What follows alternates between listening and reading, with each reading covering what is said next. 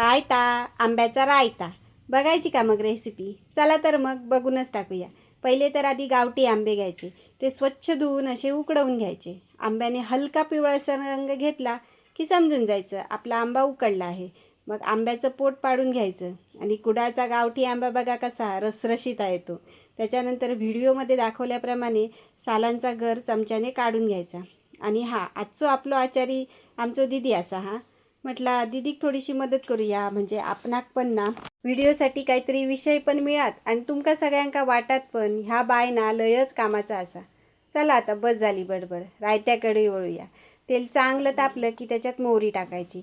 मोहरीला ना तेलात चांगल्या उड्या मारू द्या, म्हणजे चांगली तडतडू द्या हो. आणि भरपूर लसूण टाकायचा. लसणीमध्ये ना अजिबात कंजूसपणा करायचा नाही. ह्या रायत्याला चव ना लसणीमुळेच येते. लसूण थोडीशी लालसर झाल्यावर त्याच्यात सोलून घेतलेल्या आंब्याच्या पारांब्या आणि आंब्याचा गर टाकून घ्यायचा. वरून हळद, मालवणी हिरवा मसाला, चवीपुरते मीठ आणि एकदम थोडंसं पाणी टाकून ढवळून घ्या. रायता शिजल्यावर थोडासा गूळ टाकायचा. मग बघा आपली चव कशी इन्हान्स होते ती. झाला आपला रायता तयार, अगदी सोप्या आणि सरळ पद्धतीने.